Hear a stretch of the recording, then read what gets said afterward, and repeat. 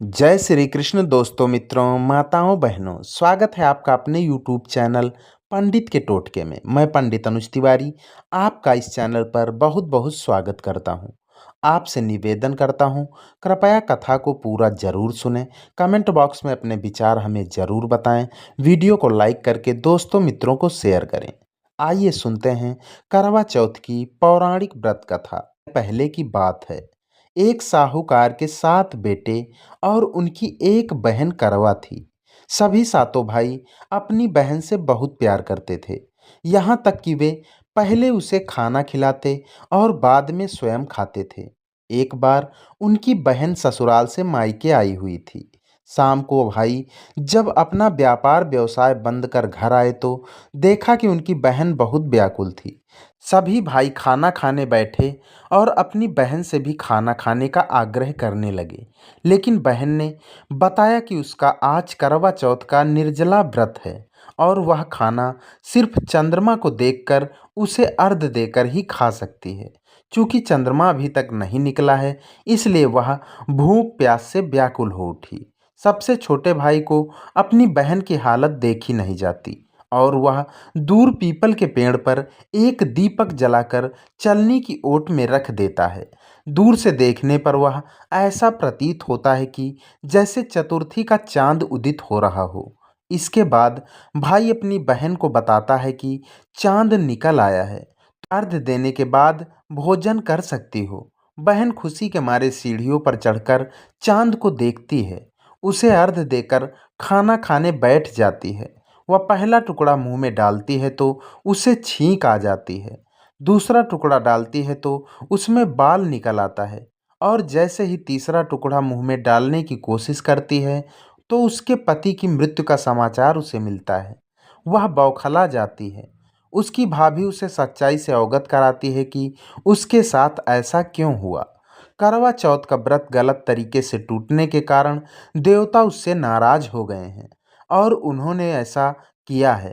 सच्चाई जानने के बाद करवा निश्चय करती है कि वह अपने पति का अंतिम संस्कार नहीं करने देगी और अपने सतीत्व से उन्हें पुनर्जीवन दिलाकर रहेगी।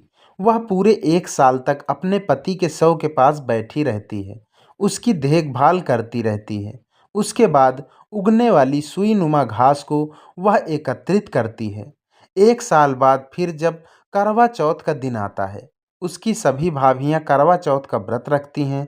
जब भाभियां उससे आशीर्वाद लेने आती हैं तो वह प्रत्येक भाभी से यम सुई ले लो, पी सुई दे दो, मुझे भी अपनी जैसी सुहागिन बना दो, ऐसा आग्रह करती है। लेकिन हर भाभी उसे अगली भाभी से आग्रह करने का कहकर चली जाती है। इस प्रकार से जब छठे नंबर की भाभी आती है तो करवा उससे भी यही बात दोहराती है।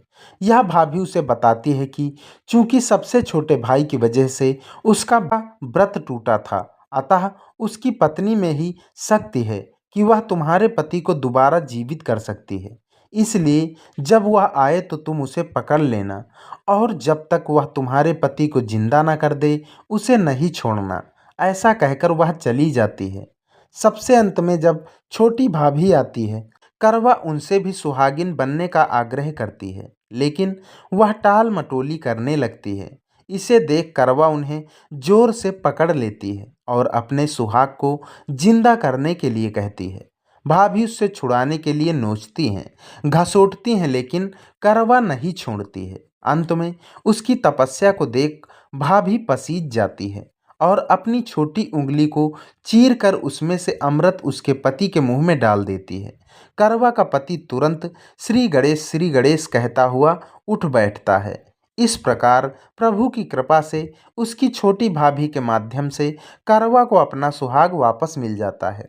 हे श्री गणेश, हे माँ गौरी, जिस प्रकार करवा को चिर सुहागन का वरदान आपसे मिला है, वैसा ही सब सुहागिनों को मिले। तो दोस्तों मित्रों, माताओं बहनों, यह थी करवा चौथ की पौराणिक व्रत कथा। आशा करता हूँ आपको पसंद जरूर आई होगी। आपसे निवेदन है, कृपया कमेंट बॉक्स में अपने विचार हमें ज़रूर बताएं। आपको यह वीडियो कैसी लगी। और कमेंट बॉक्स में जय श्री कृष्ण, जय माता गौरा, जय गणेश जी आदि जरूर लिखें।